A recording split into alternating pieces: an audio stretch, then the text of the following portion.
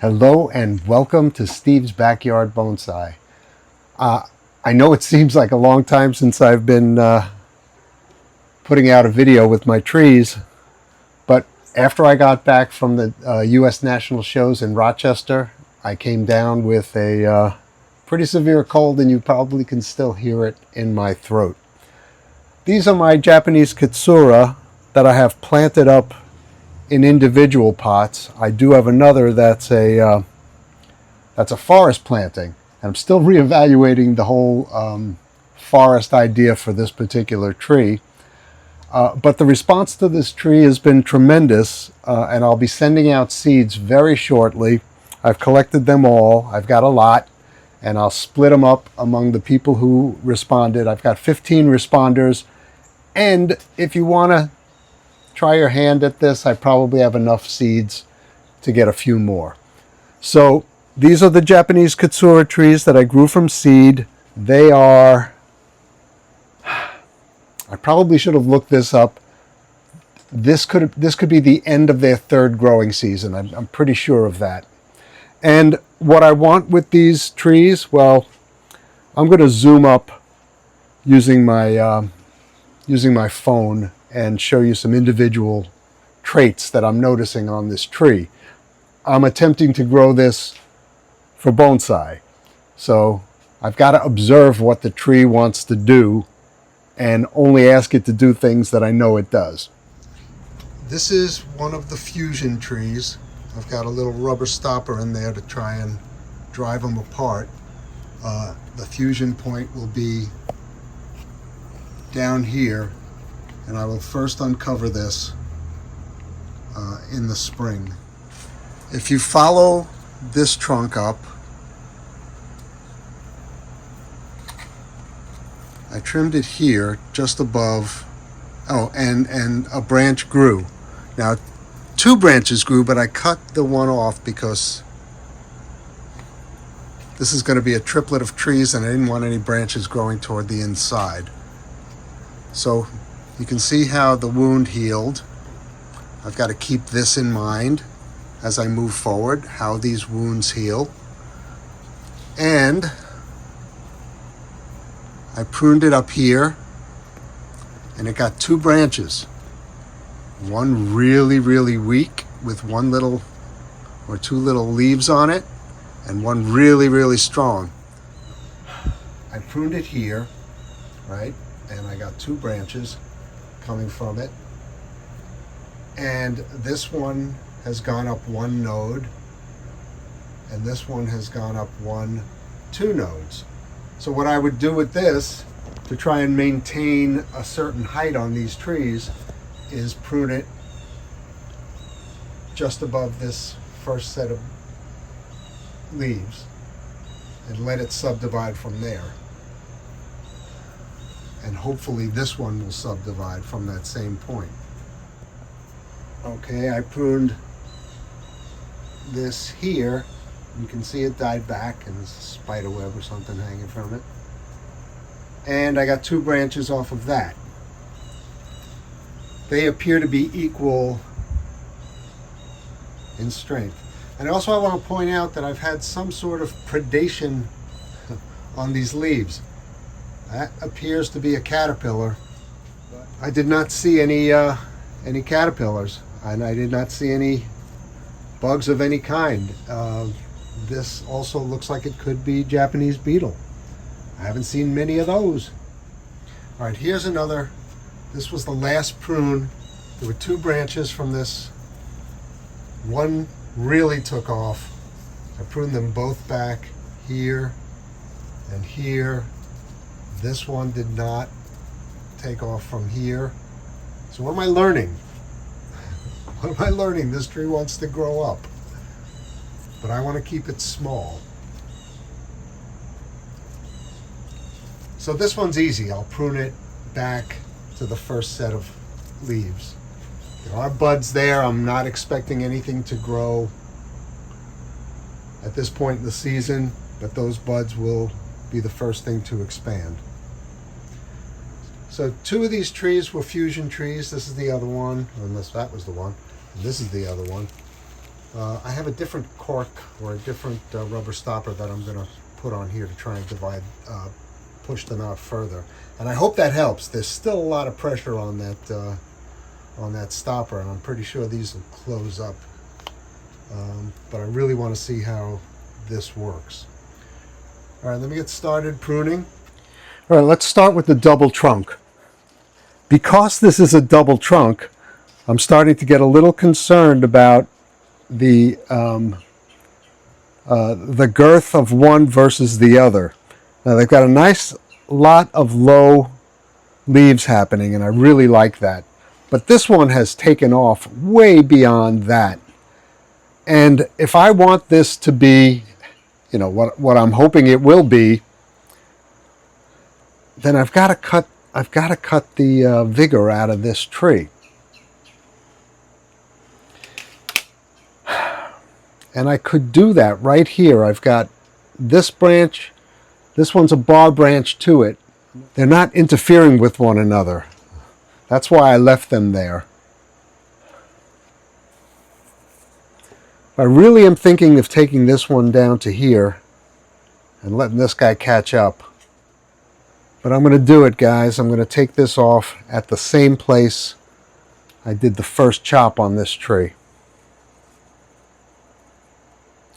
Leaving some for dieback. You see how it dies back, so I'm going to leave a lot. Wow.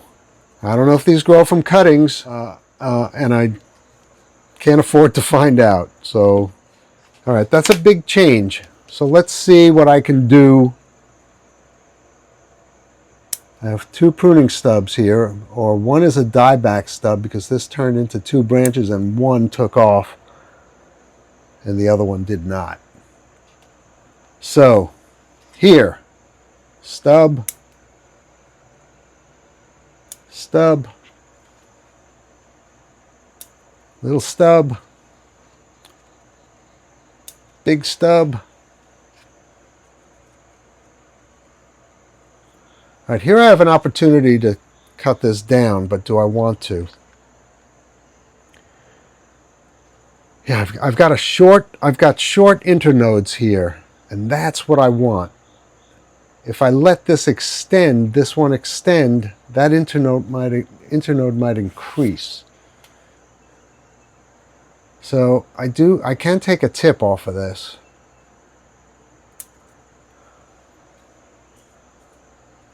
Reduce this stub.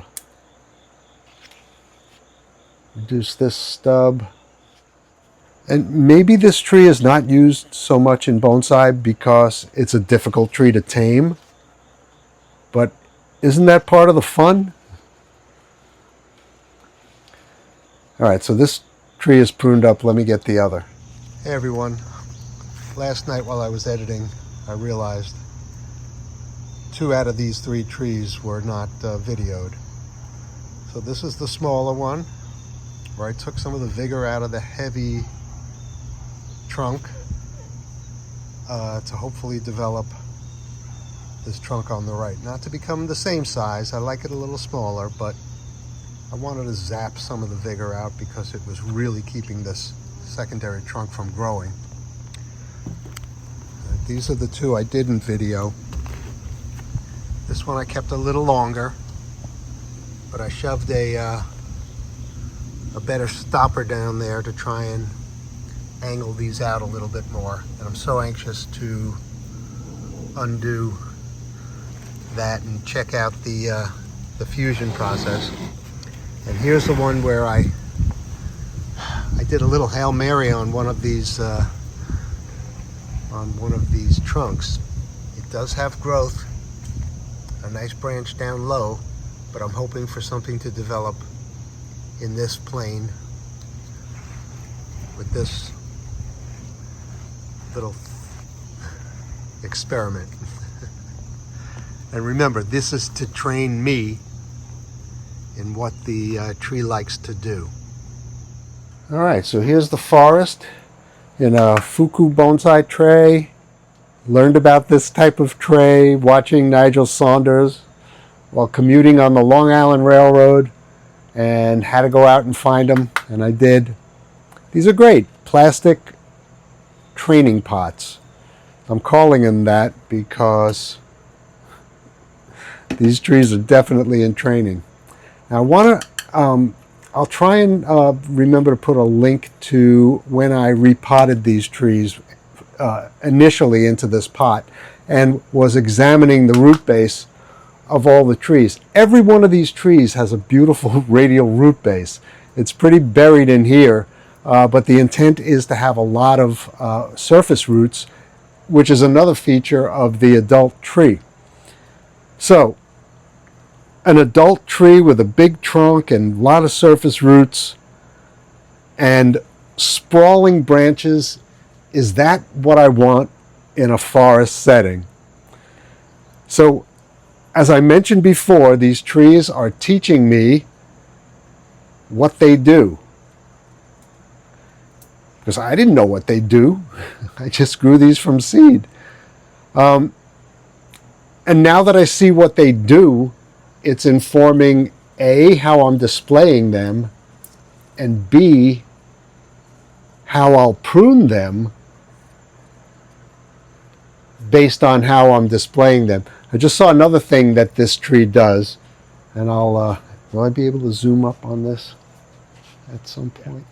So this upright bifurcation here must have broken unbeknownst to me. We did have some wild weather, and it healed. But it healed in a very awkward manner. So what do you do in a case like that? I think if I tried to put it back, it would just break. All right, so my question or my query here is, how long should I leave these trees in a forest, and do I care if they grow lower branches to the inside? Because if I separate these trees, I'm going to want them to grow into upright specimens on their own. This is going to be a tough tree to maintain, and I really want to know how people are doing if their seeds generate. I'm going to say when their seeds germinate, rather. So I'm just going to go around and clip off all of the pruning stubs. There's no need to do that slowly.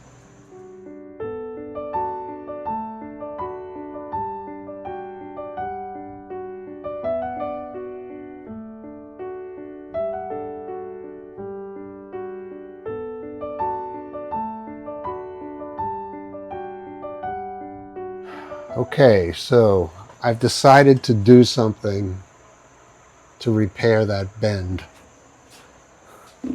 First thing I got to do is clear out the clutter there. That's coming from the other tree. Did I break that? No.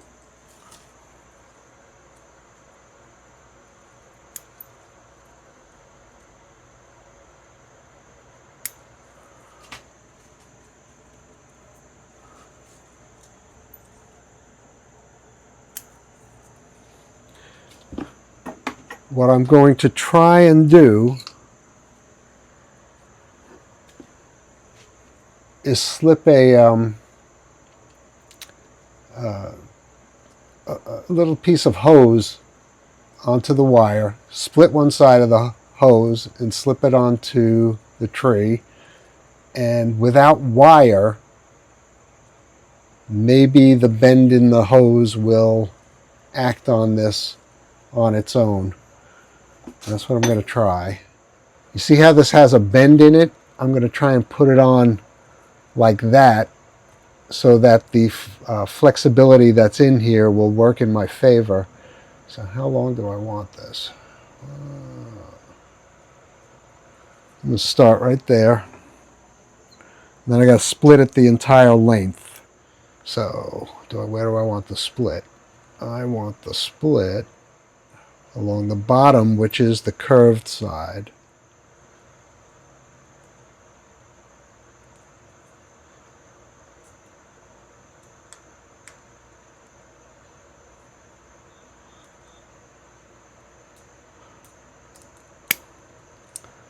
This may not work, but if I do have to put wire. It's going to be on this side, so am I going to be able to get this down over that joint? I got to split both sides of the bottom.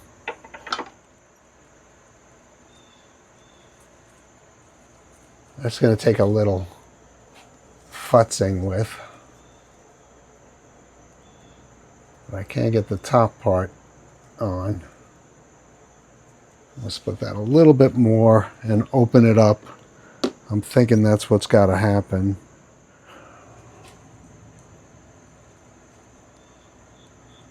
Yeah. All right. So let me get it on the top part. Look at that. It's working already. Wow. That's going to be okay. All right. I'm just going to tie off this bottom. Oh, no. I can't let go. Oh, no. What do I have here? Have any wire at all here? So I'm just going to put a little loop around this. All right, that's cool. This is the big conundrum. Am I going to separate these trees to take advantage of their beautiful root bases and the advantage of this guy's beautiful S-curve down at the bottom? Could these be used on my suburban landscape? I mean, it is a suburban tree. That's where I saw it, in suburbia. So I think what I'm going to do is just remove the leaves that are covering other leaves. This tree is teaching me that it doesn't want to grow in a forest.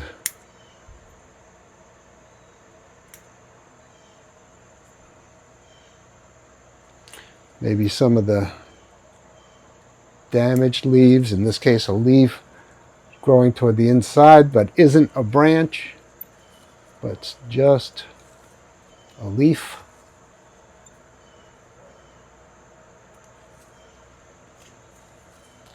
In favor of other leaves.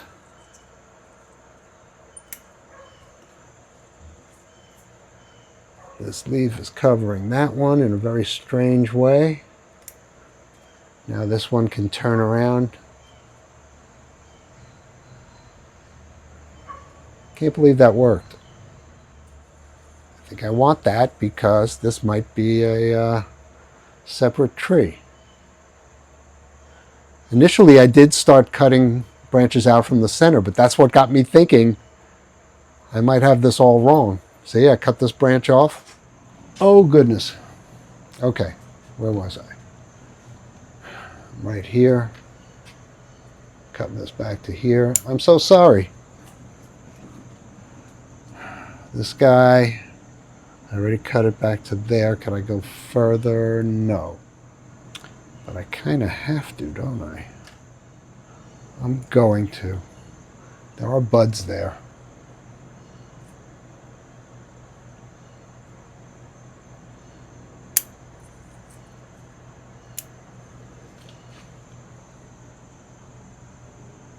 Now I only did that for the profile, so I still have this. These branches really need to thicken up next year. That's another reason to put those other ones in bigger pots and do the same thing with these. I do have pond baskets that I could grow these out in. How many small ones do I have? I have 1, 2, 3, 4, 5, 6 pond baskets of this size, and then I have a few larger ones. I might do that. That might be a great way to grow these out. All right, that's enough for my Japanese Katsura. I'll give you a tour around this tree. And really, the only thing I could find about it, besides its Latin name, is that when the leaves compost, they have an aroma like caramel or burning sugar.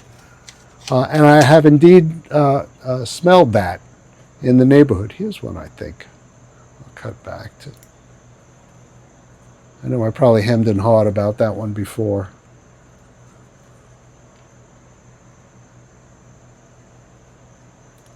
There we go.